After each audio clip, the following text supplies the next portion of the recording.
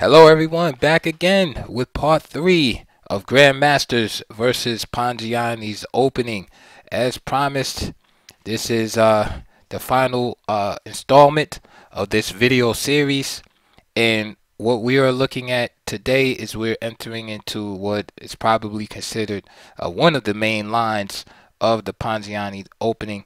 After C3, as you can see here, is the move D5. We looked at knight f6, which is also one of the favorites, and we saw a lot of grandmaster games in that line. And of course, transpositions are possible depending on what white does.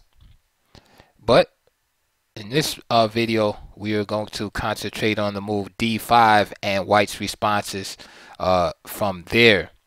Um, This branches off into two pathways. One is bishop b5, and one is queen a4, which I consider to be the main line, especially at GM level. You don't really see bishop b5 too much in games between two grandmasters much. Now, the differences between the moves are subtle because, after all, right, they accomplish the same goal, is that they pin the knight and the e-pawn is threatened. But I'm going to start off with showing you two grandmaster games with the 4 bishop b5 line, and perhaps you'll see that there's a reason why it is not played as much, or why queen a4 is preferred over bishop b5.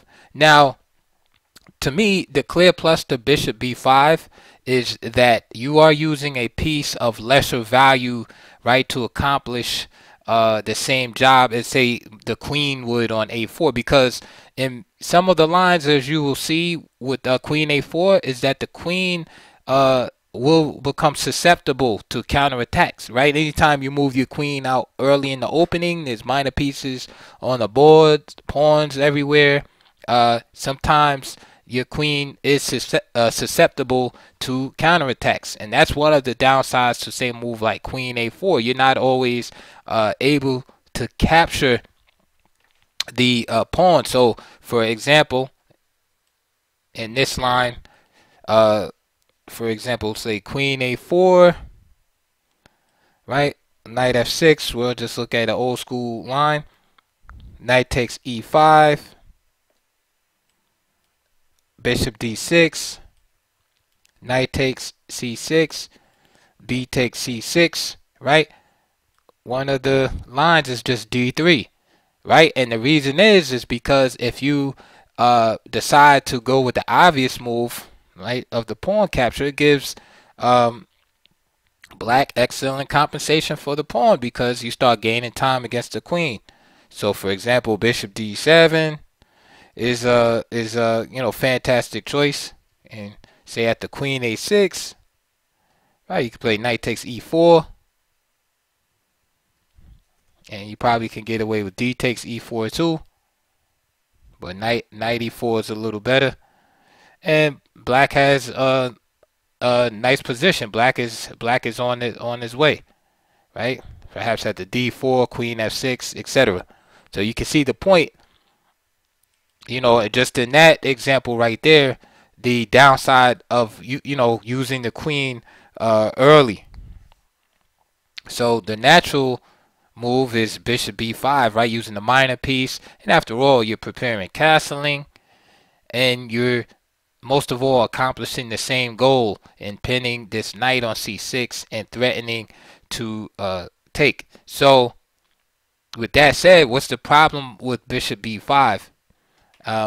Well, let's look at this game from 2015 between Grandmaster Lu Shengli, 2595, with the white pieces, and Ni Hua with the black pieces, rated 2700. Okay, so after bishop b5 is played, of course, e4, e5, knight f3, knight c6, c3, d5, bishop b5, d takes e4. There it is. Knight takes e5, and basically, queen d5 is almost forced, right? At least it's screaming to be played. You're attacking two pieces at the same time.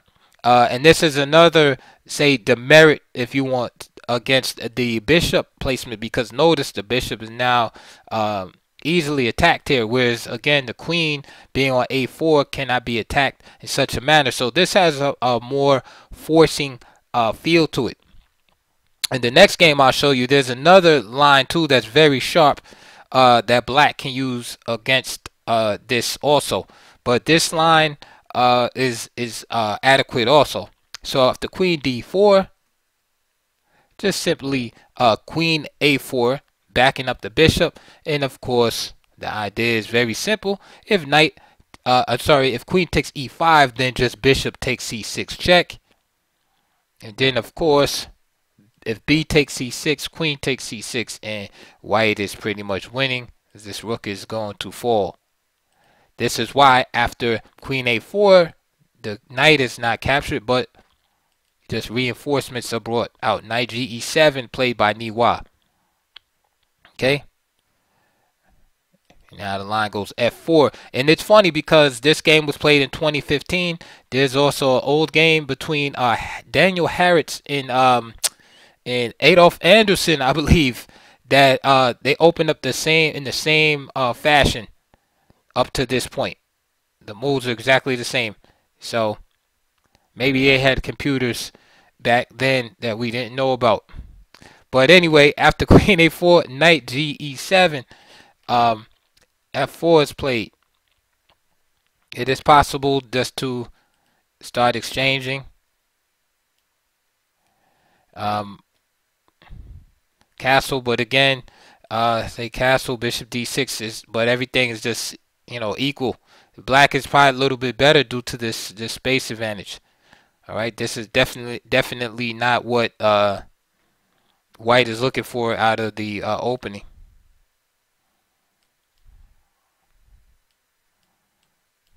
Okay, and again, this is good for black, right? Yes, he has a damaged pawn structure, but he holds the two bishops and he has open files.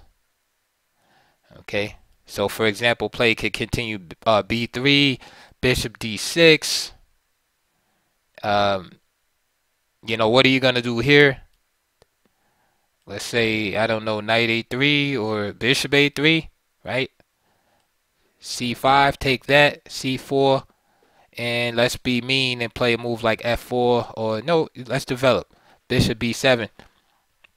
And this is just an example, so you can see, yeah, black has some structural issues, but those two bishops are very powerful, open lines, and black is comfortable. I'm not gonna say black is winning or anything like that, but black is definitely not in any danger here.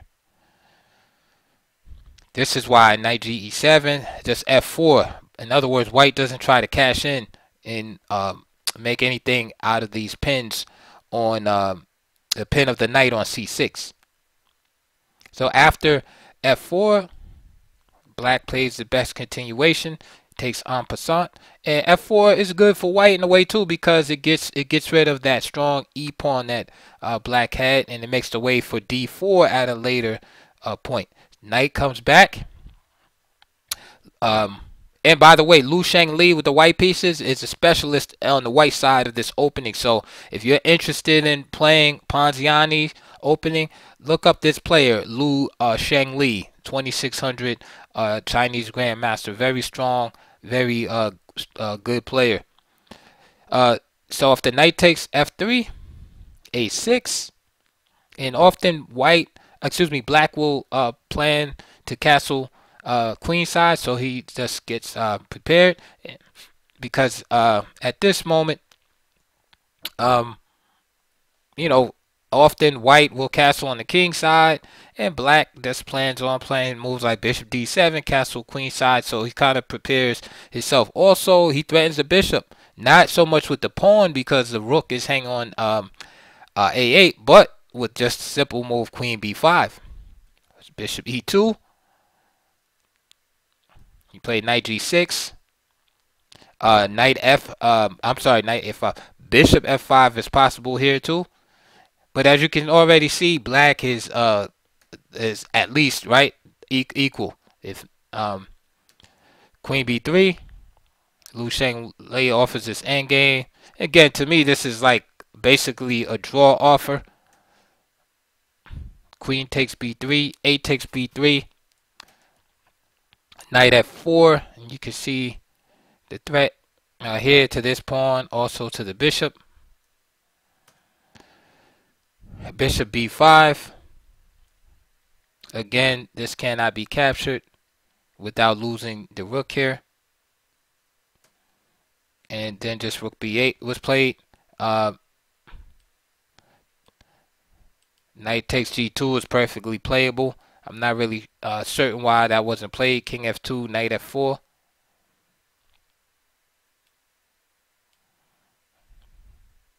And play could continue in that manner with black being good. But instead, bishop b5, rook b8. So again, now the bishop is challenged again. This time he destroys the pawn structure. Now simply d4, knight d3 check, king d2, bishop f4. I'm sorry, f5, knight e1, and as you can see already, white's position is just deteriorating, and he got absolutely nothing out of the opening. And like I said, that says a lot to me because I know that this player is a specialist in this opening, and if that's like the best he can get, right, that means he has some work to do in the opening because he's worse here. Again, black has the two bishops, simple development, and his king is even better off because black's two bishops are sweeping across the board on open diagonals. King d1, bishop d6, h3, forcing white to weaken his position. Rooks easily now come into play. Knight d2, rook to e7, knight c4, bishop d3, rook f6, picking up a pawn, rook takes b3, knight takes d6, c takes d6, rook a5, bishop e2 check, bishop jumps back, d5, b4, and this is basically white trying to hold things together. He is pawn down in the position, opposite colored bishop, so he has drawing chances. But after this move right here, he's not quite able to hold the position. This move is like basically the straw that broke the camel's back. Perhaps a move like king d3 or g4 was possible. And now this was at the Hainan Danzhou GM tournament, so I'm not sure if this was a blitz game or rapid because some of these moves seem a little bit suspicious because I don't know why like b5 would be played here. But I see the tactical idea of bishop a3, but it just seems like really unsound. But okay, so b5, a takes b3, b5. So now white is down 2 pawns. Bishop a3, there it is. Of course, the rook just moves. Rook takes f7 check. So you can see the idea of that white had. Right now he's on the 7th rank. Bishop c1, rook a6, king to d3, and now he falls into trouble. Actually, bishop c4 is very strong, forces the white to give up the exchange. Because after bishop c4 check, if he just tries to, say king c2, then rook e2 is very strong, and rook a2 should lead to some kind of mate here, at least definite material loss. Like, so for example, if he just does king d1, then bishop b3 is going to be mate. So he has to give up the he would have to give up his bishop here, and he would be lost. So bishop c4 forces the exchange. So instead, black play king a8. Like I said, it's probably a blitz game. C4, bishop takes C4 check, king C3, rook B8, bishop F4, B4 check, king B2, and rook B7. And there is the last move of the game. So white is clearly winning this game, and resigned after rook B7. So that's one game with this line, bishop B5, which again seems like a very forcing line after D takes, knight takes, and queen D5.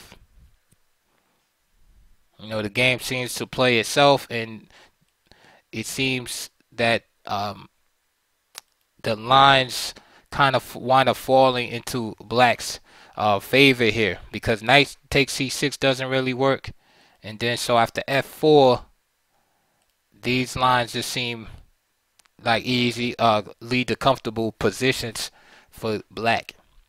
Let's look at another game with bishop B5 at grandmaster level. Okay, so with the white pieces, we have Grandmaster Arthur Yusupov, who was rated 2655 at the time, and I believe he was ranked number 3 in the world at his peak. And with the black pieces going against another legendary GM, Ivan Sokolov, who's rated 2625. This game took place in 1994. And so we have two very strong grandmasters playing each other.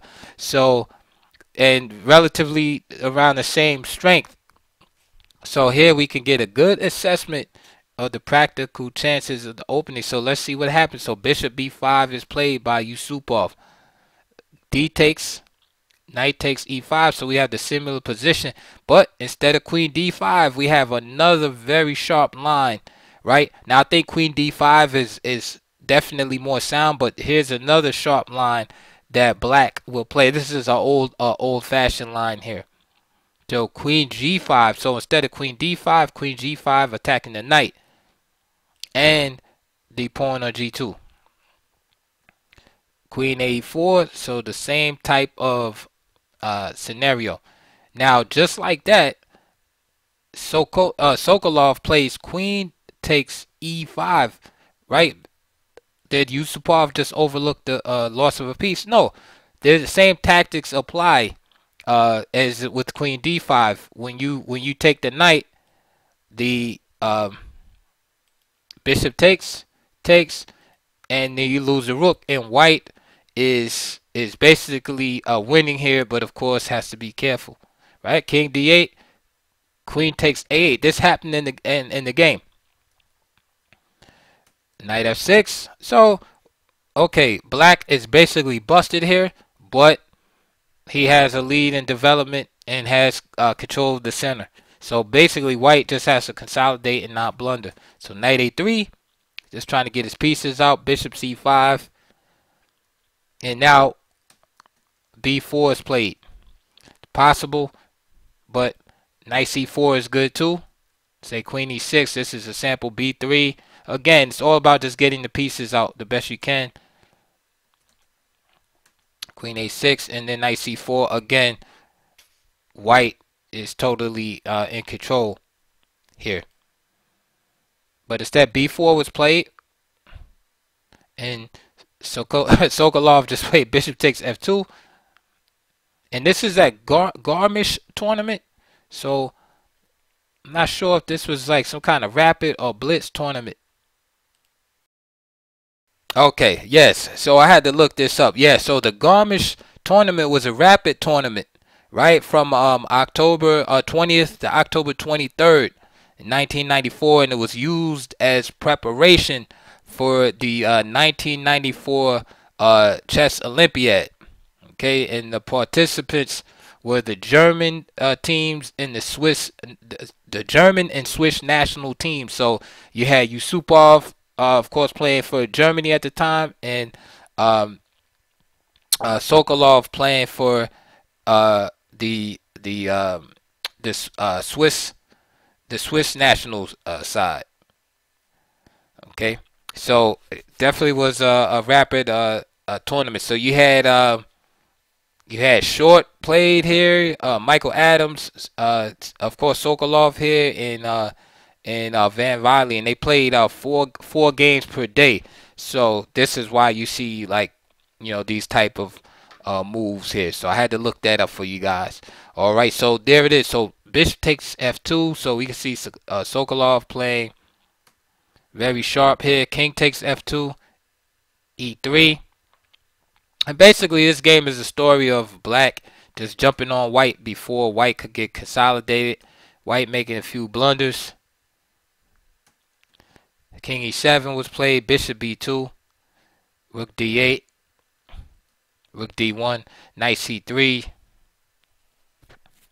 And, game was pretty much over here. The idea with Knight C3 is that if Bishop takes C3, Queen takes E3 check, King F1, and then Rook D1. And that leaves the mate. Right? Bishop E1. So Rook D1 was basically like the last straw right there. Although white was busted already. But after Rook D1, Knight takes, and then there was just like a few more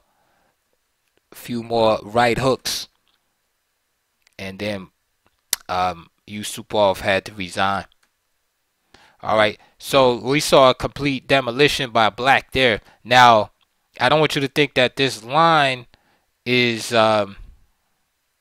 basically good or bad based on this game. After all, it was a rapid game, but you see the tactical possibilities for black against Bishop B5. That's why I really wanted to show you this game.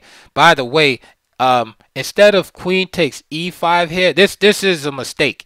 I mean it's very sharp, but black just does not get enough compensation for that. Like the line I showed you, instead of playing B4 here, just Knight C4 and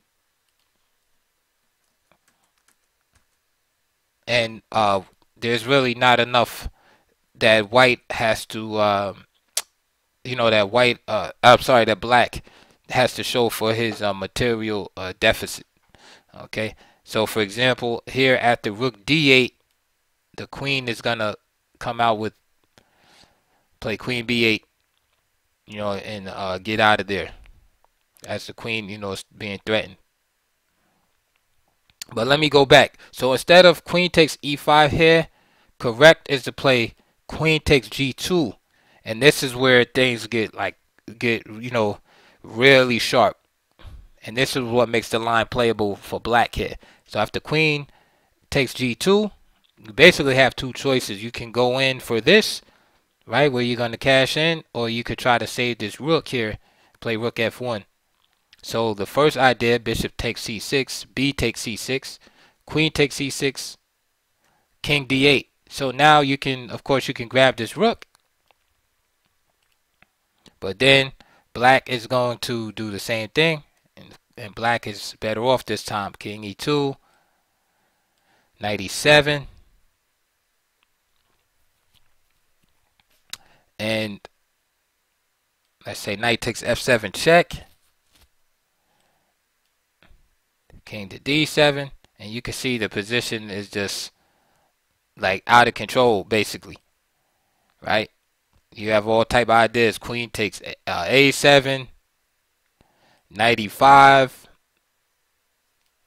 right? But the complications, definitely fall in black's favor here. You have to work those out.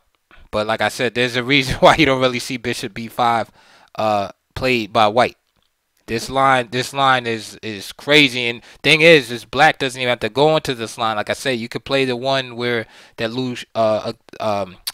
Ni Hua played against Lu Shenglai.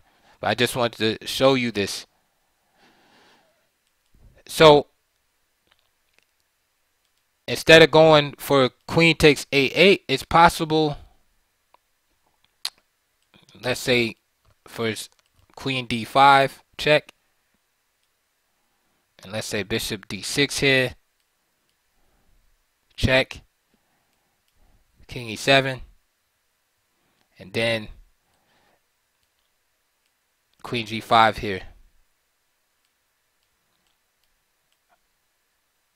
And then you get this type of position where again you have some pawn structure damage, but again open files for black and the two bishops. All right, and I'll leave this particular line right here. So again, bishop b5 is like the kind of like the unwanted stepchild on this particular line, and much more popular is queen a4 at grandmaster level, and we're gonna get to that right now. But a lot of uncharted material. Again, like if you're interested in that line, it's black or white, there is a lot of unexplored theory in the Ponziani in this line. All right, so our first game in the main line, 1993, Ian Rogers, 2575. The white pieces versus Oleg Romanician, 2590. All right, so at the queen a4, we saw this idea, bishop d7. Okay, and of course, if you notice, after bishop d7, the d pawn is no longer protected. So black decides to protect his e pawn, right, by breaking this pin here, but he leaves a d pawn. So e takes d5, and now knight d4. This is the idea. Again, remember what I said earlier about when the queen comes out, there's usually like some type of opportunities to gain time against the queen by attacking it. All right, and this is an example right here. So this line is like almost like a little sideline, but playable for black. So knight d4, queen d1, knight takes, queen takes, knight f6. All right, h3. Of course, right, you have these ideas, bishop g4, even like moves like c6, because the thing is yes, white is up a pawn, but black has compensation, right? His development has a lead in development, and it would be problematic for white to try to hold on to that pawn. So h3, e4, bishop e7. Notice again, gaining time against the queen. This is like a theme here. c4. So he says, what the heck? I'll hold on to the pawn. Castle, knight c3, and c6. Again, so you see these similar ideas, and open is like the Scandinavian, where c4 is played to try to hold on to the pawn, but it becomes problematic as black's development lead increases, and the position becomes awkward, and it's hard for white to develop, as you can see here. Like nobody wants the development that white has here. Bishop e2, c takes d5, bishop f5, right, holding that wedge in the middle of the board. Bishop c4, rook c8, right, that's giving black free development. Bishop c5. So what position would you rather have, whites or blacks? Okay, white has material advantage, but black has the positional advantage, right? Queen e2, bishop d4, castles, rook e8. All right, so black is fully developed and should be looking for some type of initiative at this moment now, right? This is he's developed his pieces to optimal locations. Now it's time to go, because if white can just consolidate, then again he'll just be up a pawn. So bishop b2, a6, let the games begin. It's threatening b5 here, so a4, queen d7, rooks are connected. Again, always got to keep eye open for bishop takes h3. Knight d1, good idea by white. Hey, let's trade off some pieces. Bishop takes b2, knight takes b2, bishop to g6,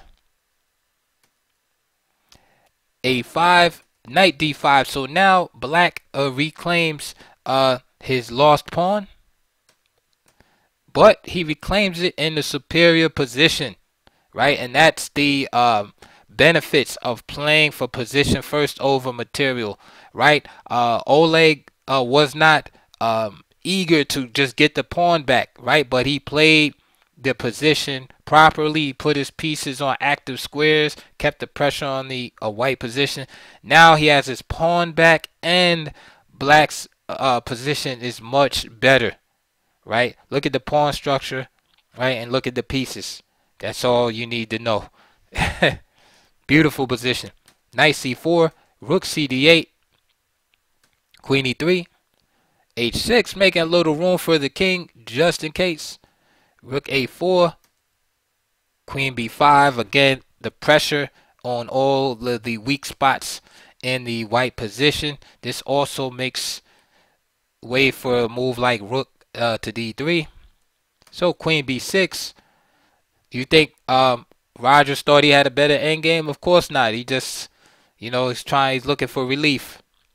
So he takes some more pawn weakness on.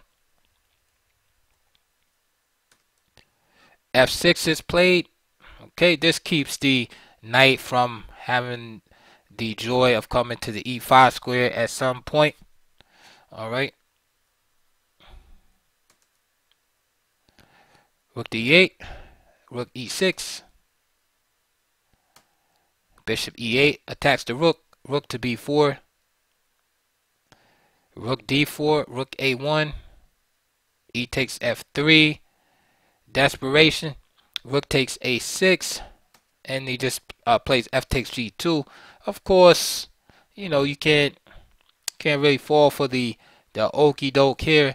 b7. I mean, listen, black is still better, but why give any counterplay? So instead of messing with that, let's f takes g2, rook a8, king h7 took place, rook ba4, and he just snatched the exchange.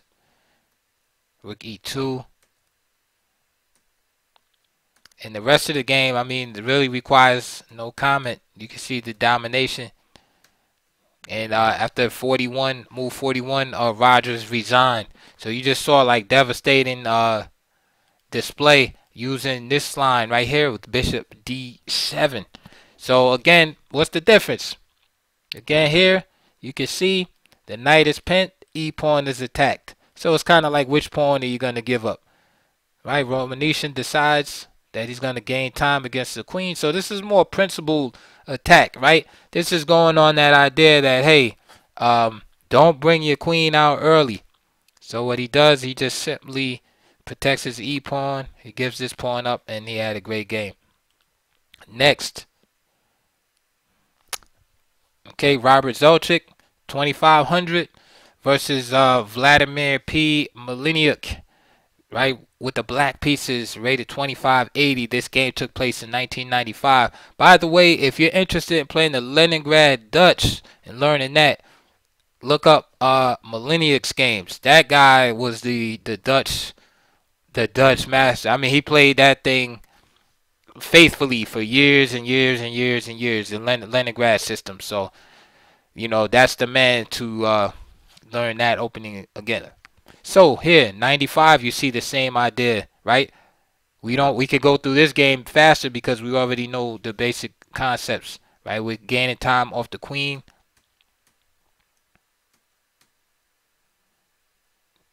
Here, bishop c4 instead of h3. e4, same idea, creating the wedge in the position. Bishop d6. So again, it's almost like black is gambiting a pawn. It's h3, and it's basically position versus activity. Knight d2. I'm sorry, material versus activity. Knight d2, rook b8. Right, so kind of like basically sending a subtle message to white, like, hey, if you think you're gonna castle on the queen side, got another thing coming. Bishop b3, and now b5. So black is playing very aggressively here. After all, he's down a pawn, and listen, if white can catch up in development and consolidate, it'd be just fine. So the difference between this position is white has made out a little bit better here, right? His only problem really is that e pawn wedge, right? If he get rid of that pawn on e4, it'd be golden because he has his pawn and he's managed to develop his pieces nicely, right? So white's position is a lot better than it was in the last game. H6, F3, there it is. So all the right moves are being played here. Got rid of the problem. And now rook A, E1. And now we can say that white is better in this position. Okay, he's caught up in development. He has his two bishops also. His pieces are perfectly developed. And he has possession of two open files. Okay, so black really just needs white to blunder here. So technically black is just down a pawn in this position. Alright. Black is better. I'm sorry, white is better here. Queen F3, rook E7, bishop F2.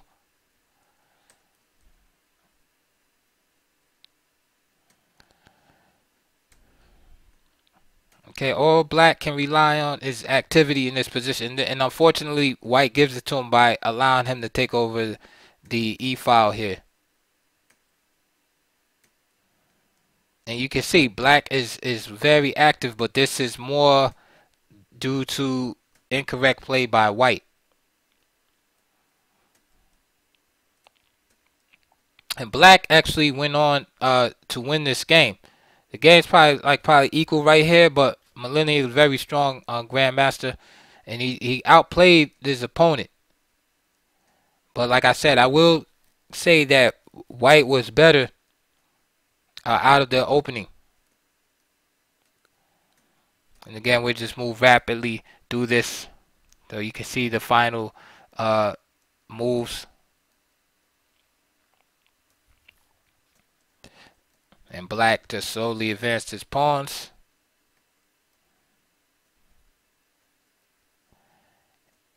And he wind up defeating white here. White actually resigned in this position.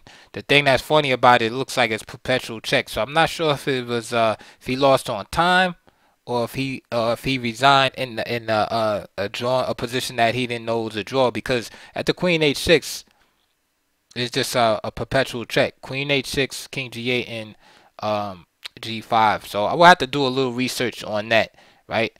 But the point is that in this particular game, white played very well here. Black could have made some improvements, maybe. Let's see.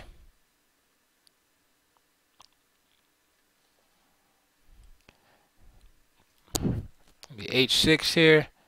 Rook E8 seems good. Bishop E3. B5 is also possible here, with the idea of bishop takes here, and then rook B8. Right, Queen E2, and then snapping this pawn off right here, knight D5. Okay, but white was definitely have found a pathway in this particular line to become better here.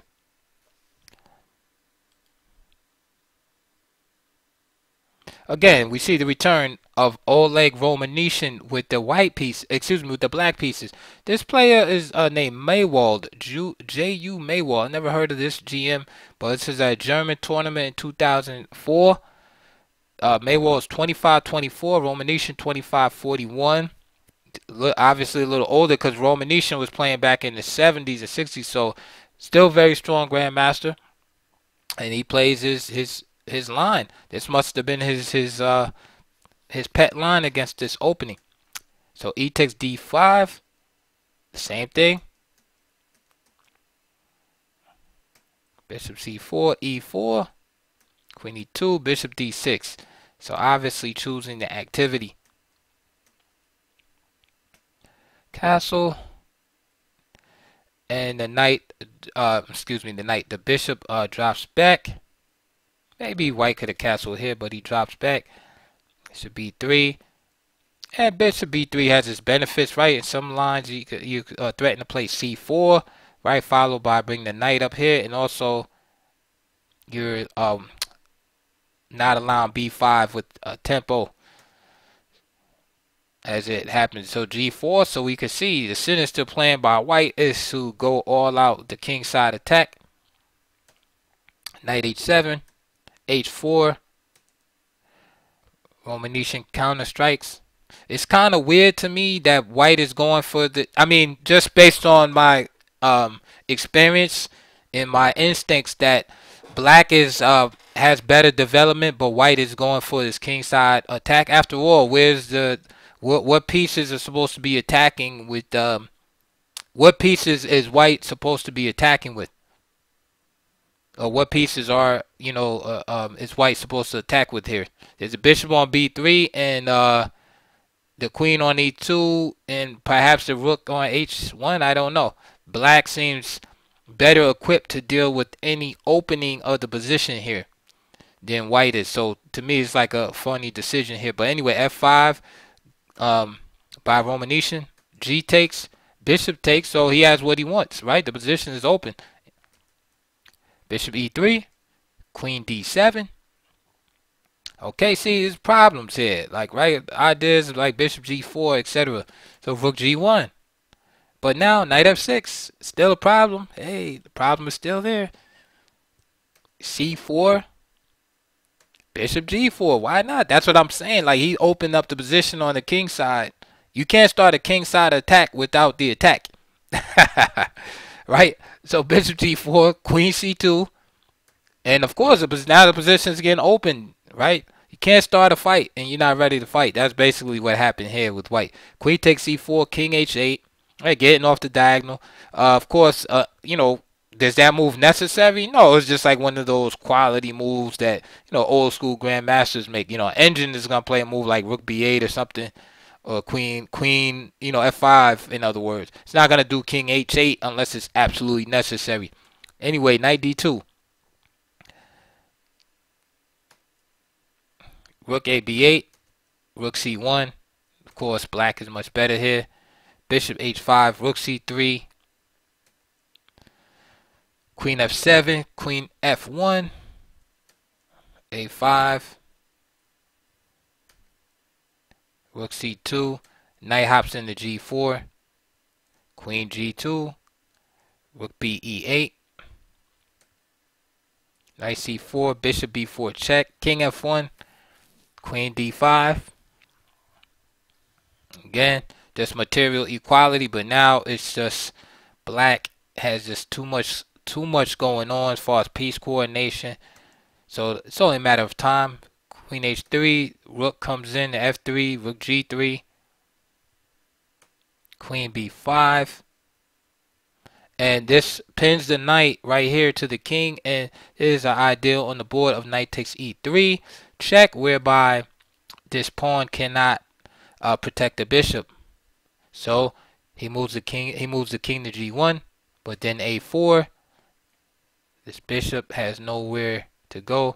So knight a3, bishop takes a3, bishop c4. Of course, white is trying a tactical solution to get out of the pin of the bishop, but then queen f5 causes white to resign, because if he say recaptures this bishop, then the same problems there, just knight takes e3.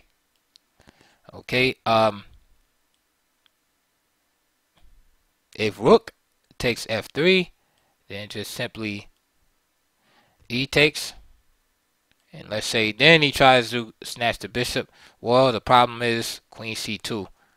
So you can see that usually when you're in the worst position, tactical solution is not really going to help you, because normally the way it works is that the tactics favor the player who has the better position.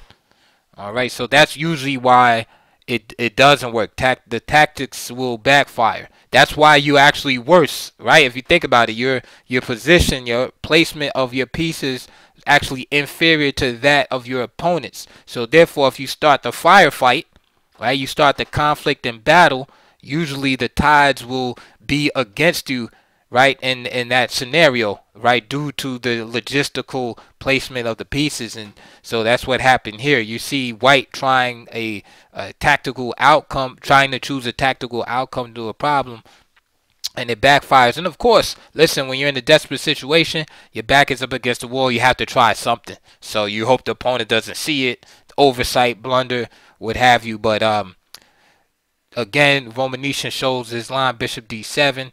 And again, you can already see here that if you're black and you like to play actively, this is a line that you might wanna study, right, for your play against this.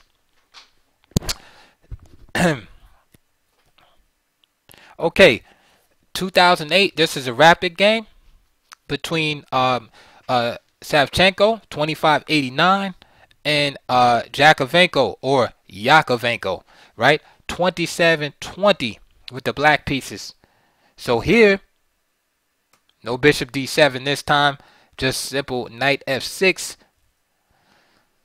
The queen is able to fulfill his destiny, right, and pinning this knight on c6. So knight takes e5, bishop d6. Again, time, just gaining time. Black just simply develops. E takes, castle. You're like, wait a minute. It's not a big deal because the knight is hanging. D takes. Now bishop takes e5. d4, bishop d6. And again, if we take a quick look at the development, we just see the queen is just out for white. However, he has material, so that's the trade-off. Bishop e3, and now knight g4. And the question is, can white catch up in development before black gets his attack going? Knight d2, knight takes e3, so a powerful piece is taken off the board. F takes e3, queen h4 check, king d1. So again, you have to ask yourself, if you're white, is this what you want? Okay, you have material, but is this what you want as far as your position? Is this how you want your future to go? B takes c6, and now bishop d3. Notice, again, to take this pawn would be, I mean, it's possible, but again, white needs to really be focusing on catching up in development at this point, right? Okay.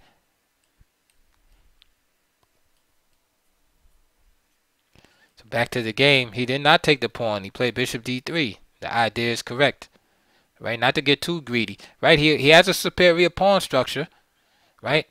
And he's up a pawn, so he should be concentrating on consolidation. C5, king c2. So the idea is, right, bishop b7. So again, black is playing actively. White's trying to consolidate. G3, queen h6, e4. C takes, c5. Again, what is black to be doing? Black is trying to open up the position. Okay. D5. Good move. Wow, you gotta keep, if you're white, you gotta keep the position closed. Look at the king. The king is chilling right now. C2. You can't have an open position become wide open. Bishop e5. Knight f3. Interesting decision. Bishop takes b2 here. Okay. What's the idea here? The idea is that this knight is hanging right here. So if king takes, I almost said king tut. If king takes, queen f6 check, and I don't know, let's say king c2, then and queen takes f3. E4 is also possible. Very interesting though, because also e5 is playable, and queen takes f3. And then maybe you try to get into some kind of ending or whatever. But very, this is super sharp right here. Of course, if you're black, you don't want to trade. So you play something like this, and maybe king c3. So again, if you're white, whew, good luck. So what was played was just bishop takes b2, and white played rook a b1, which to me is interesting too, because hey, the bishop moves, you got the other bishop on b7. So White is showing very good understanding what has to be done here. He understands, hey, I need to get my pieces in the game, then I will be fine. So the thing is however, black has recovered his pawn, so the material is equal, right? Although the position is extremely unbalanced, material is equal. However, white's king safety is like at 0, basically. So he has to be very careful, and black is running around with the 2 bishops. Okay, in the position, the only thing that's really helping white here is that the position is still like semi-closed. Right, it's open B file, but all the other files are pretty much closed for that matter. So queen e3, attacking the knight. Rook takes b2, and I mean, it's hard not to fall for this because, right, rook takes b2 and then you take the other bishop, right? A lot of us would have done that. Correct, however, is to protect. Notice it keeps along the theme of just consolidate and keep getting the pieces out. So the better move is rook to h1, protecting the knight, or knight d2 here. Okay, knight d2, very sharp move because it allows black this idea c4. Okay, so if bishop takes c4, you can see this bishop could come here with this attack on the knight. I mean, this stuff gets crazy. If the knight comes here, well, now queen f2 check. And now if the knight comes back, guess what? We had the c file open. Rook ac8.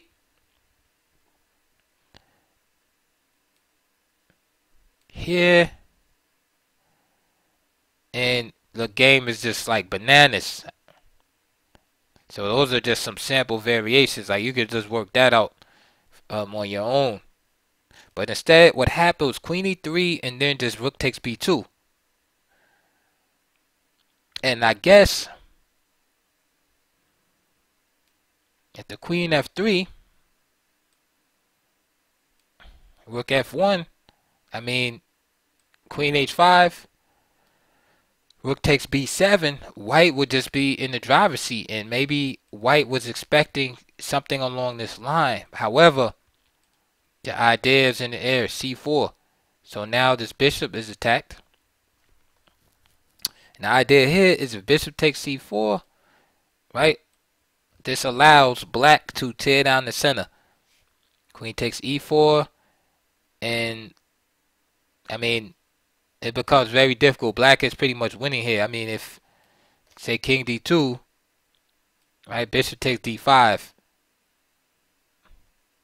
right, black doesn't have to race to recover the piece. I mean, the king is in the middle of the board. So after c4, white decided to play knight e5 instead. Of course, c takes d3 is easy to make. Not only does it capture a piece with check, it also opens the c file. So king b1 now. Bishop takes d5, exploiting the position of the knight here. E takes d5, queen takes e5. So again, the king being in the middle. Rook a b8. a5, black is just not going to be turned away. White jettisons a pawn. e6. And now it's just a matter of converting material. And that's it. Right? Up a pawn. King, simple king and pawn ending. Black wins the game after the move h5. So that was some tactical skirmish between two very strong players. But the theme is kind of similar. You should see the theme by now, which is basically in those particular lines, right? With bishop d7, even with the game you just saw with the knight f6, is that you can gain time if you're black off of the queen, right? Being on a4. Okay, like you could gambit the pawn for a while and build up your position as black. Right, that's the basic theme that has been going on, at least in those particular lines. Right, let's go up to 2012 for the Siberian Bank Cup round 2. We have one of your favorite grandmasters with the white pieces, uh, Ian Nepomniachtchi, 2707 versus the previously mentioned Dmitry Yakovenko with the black pieces again. So now again, we're seeing two strong grandmasters over 2700. So we're seeing how it really goes down at the highest levels. So we'll get right into it. This was a blitz tournament, so we're not gonna really pause in this too much. I just want you to see a different line, different approach that black also can take in the opening. So Queen A4, again with the same idea, F6. F6 protects the E pawn, as you can see, and also it keeps the D pawn protected, where if E takes D, then just Queen takes. All right, so of course, what's the downside of F6? It doesn't develop anything, right? The knight's natural square is blocked. Okay, and it's basically a purely defensive move here, right? So games like this normally lead to equality. The game continued D3, Bishop E6, Bishop D6, Bishop E2, Knight G7, Castle, Castle, and you have basically like a equal game. All right, both black is comfortable, and it's just a matter of like who's going to outplay each other, right, in the game. All right, so that's a blitz game. Black actually went on to win that game in 69 moves, but again, blitz being the nature of game that it is, like anything could happen. But I just wanted you to see that black, even at the F6, had like a relatively comfortable position. More ambitious maybe after F6 than D3. I mean, D3 is like, again, like more of like an engine line. This is more like a concession to me that black is just fine. Bishop B5 is a like a kind of an ancient line, again with the same idea of threatening to take the knight and grabbing the pawn afterward. Of course, if black gets greedy,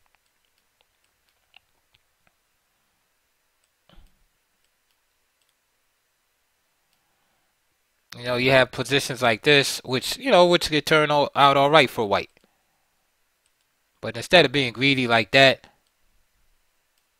moves like Knight G7 can be played. All right, and then of course you have to figure out later on what you're gonna do with this bishop, etc., etc. Black, but black should be fine. Again, this is all like old-fashioned Ponziani stuff right here. D4, then bishop D7 will come out. Of course, E4 is a good move, but it's give you a feel and flavor. So D3 is playable definitely, but bishop B5 is something you might see.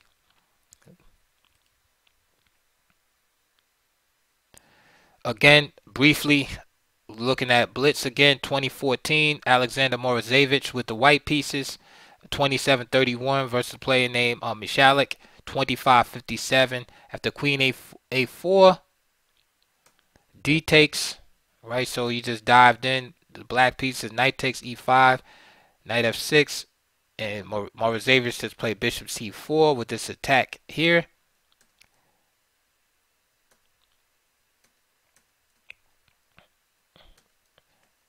And this is basically everything that white wants wants right out of the opening. Right? Damage pawn structure. Right? And now he can just consolidate. Everything opens up. D4. This is like perfection for white. If white can get everything that he wanted, that's what it will look like. Right? The black king is confused, bouncing around the board. And Morozevich just just crushes black here. Of course, he's like much stronger. And white resigned after rook takes f7. Reason why is because after rook takes f7, king takes f7, just simply queen f3 check, picks up this rook in the corner right here. But again, this is like some real suspicious play by black. And my thought is that he just wasn't prepared really for the opening at all.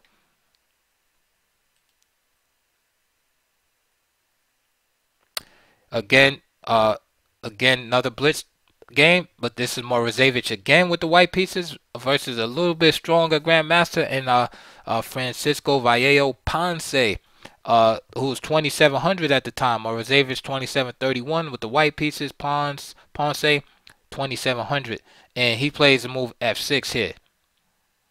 d3, knight g7. So very solid play by Ponce. a6, and really, black is okay. White starts a kingside attack, and it's just a matter of who's basically gonna break through. Strong move here, and this kind of forces the issue because after knight d4, after starting this attack, white doesn't want to go into an end game here, right? So if he plays queen takes d7, he just snatched the bishop, and let's play rook d7 or bishop d7, right? This is great for black, right? He has the center. This queenside attack isn't going anywhere, right? But black has a brighter future. So after knight d4, Morozevich he wanted to keep things going, so he just gambled his pawn, play b5, just straight up. A takes, and he just did this to keep hope alive, basically. Knight takes e2, queen takes e2, and then, according to chess principles of old, right? Meet a flank attack with the attack in the center. We see the attack right here. He still doesn't want to trade queens, and Morozevich being stubborn as he is. Queen takes d1, and I love this move by Ponce. He just gives up the exchange. Queen takes b1, knight takes b1, rook d1, rook takes, knight c6, and he went on to defeat Morozevich in this blitz game. But again, we see this idea of f6 here.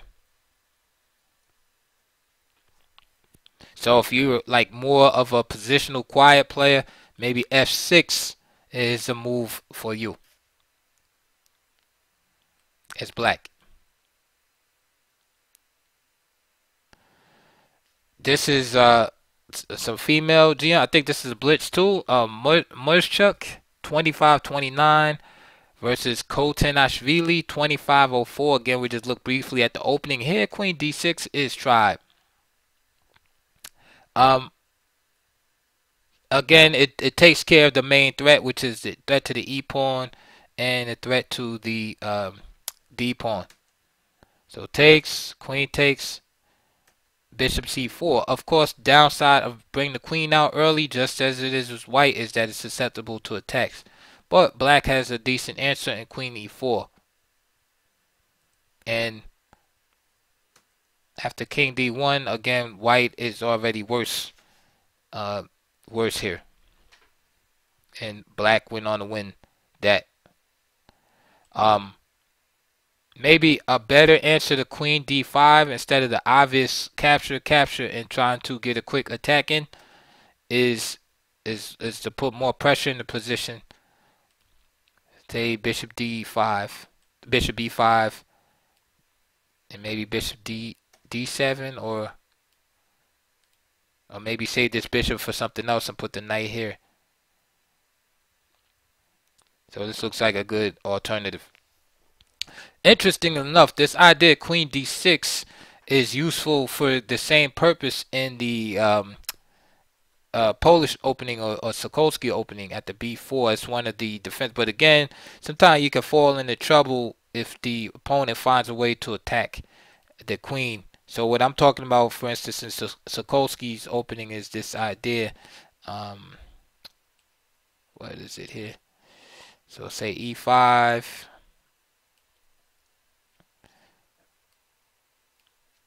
No, I think it's b4. No, I'm getting on a little tangent here. Here,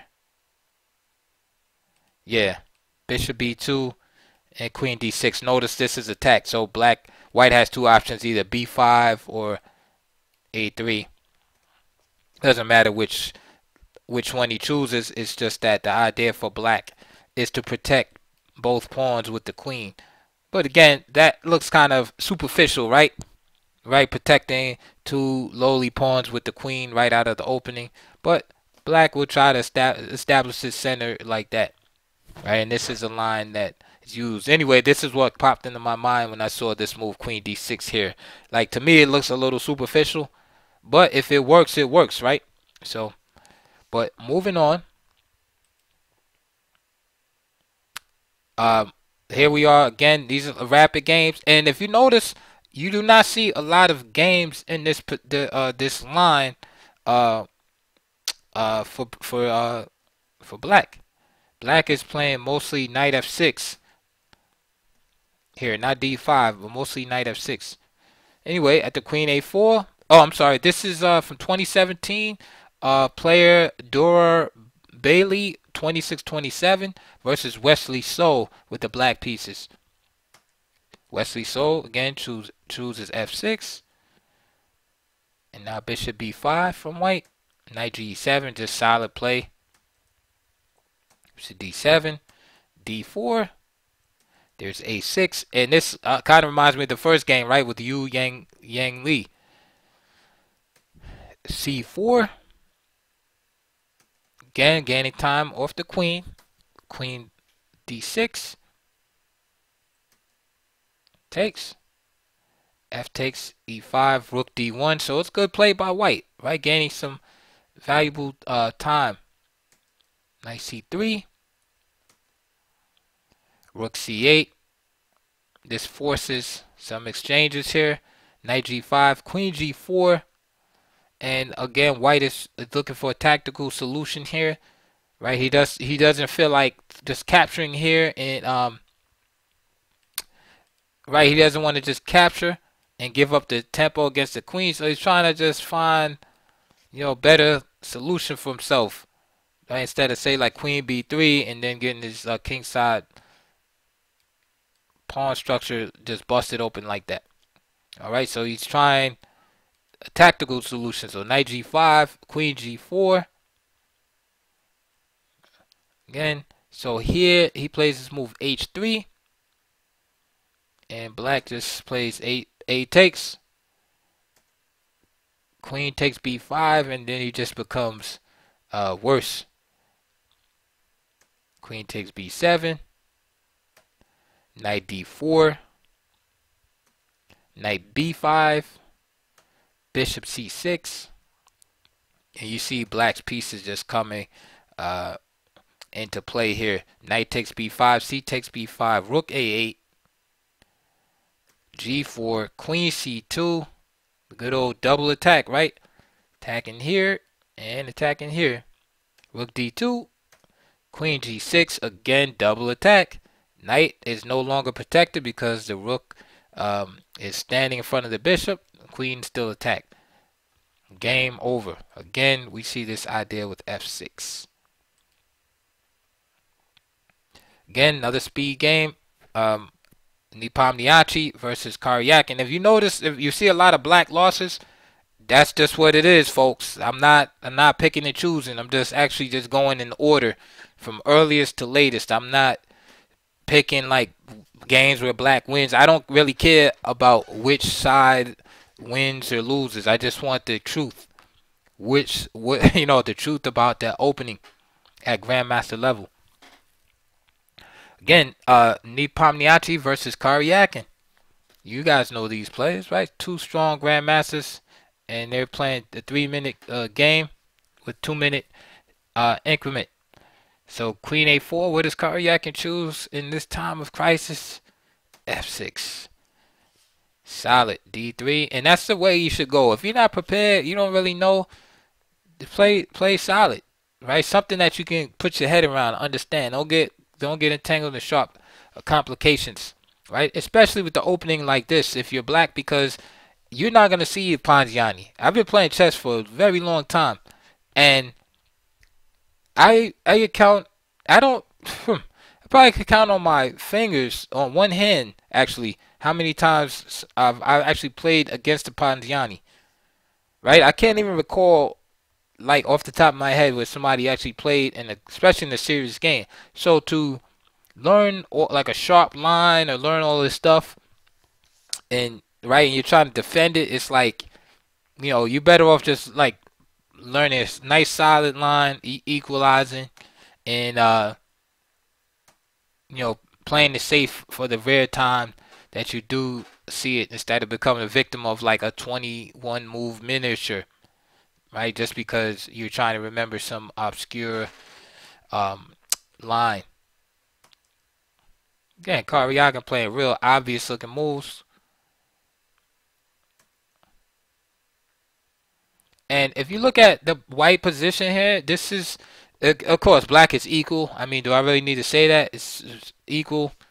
And black actually has a chance. Black is almost fully developed and has a chance to launch an attack of his own. But to me, this is like a poor man's, from the white perspective, this is like a poor man's Rui Lopez, right?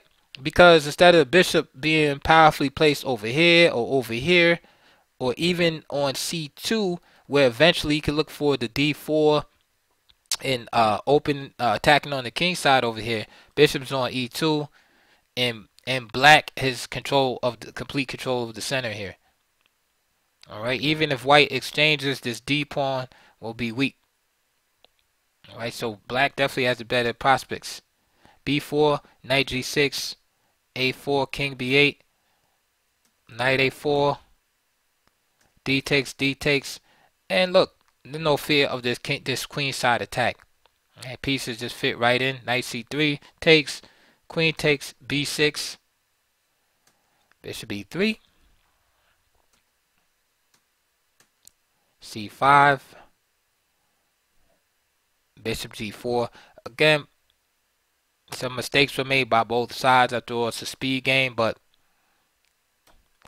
black actually went on and won this game too. Of course, offering the end game here. King b7, bishop g4, g takes, and here actually after f3, white is actually winning here. But again, this is after queen g8. But the it's a blitz game, so of course Nepomniachtchi captured, and after that he was lost after the move g6. Really no defense. He played bishop e6, and then queen g5 dropped the rook here. So again, this is irrelevant because, like I said, it's just blitz. The point I want to emphasize is the opening. Again, we see the solid f6, d3, knight g7, and we see this like set up, followed by, of course, this queen side castle.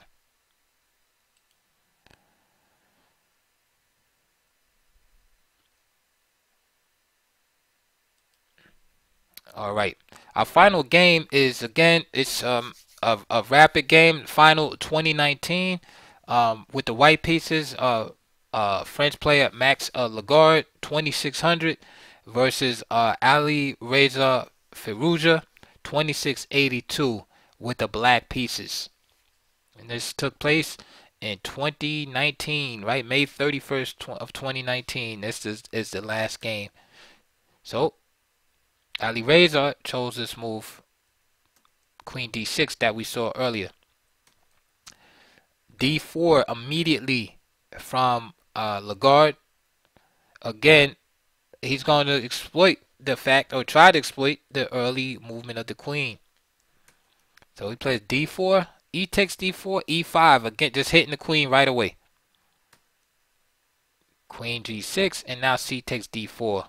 So bishop d7, queen d1, so touche. So Fereza hits back, and now you have this position where white has more space on the king side. All right, and black is comfortable. Also, it doesn't even look like right Ponziani anymore. Black is gonna play dynamically here with this lead in development. So knight b4, threatening knight c2, knight e3, knight e7, bishop e3, knight f5, queen b3, knight takes, f takes e3. Remember, this is a rapid game, and let me announce to the world that black is already in a better position here. All right, c5, rook c1, c4, knight takes c4, d takes c4, b takes c4, queen takes this. This is just this is black, you know, just looking good here. The problem is it's a rapid game, so things happen. So here, after queen takes g2, white got a little, black got a little ambitious and kind of like threw away his advantage there. b5,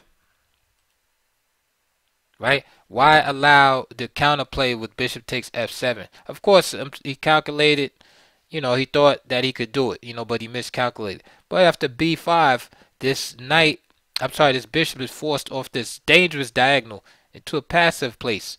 If he comes here, he just gets captured. He comes here, he gets captured. So he has to go to e2, right?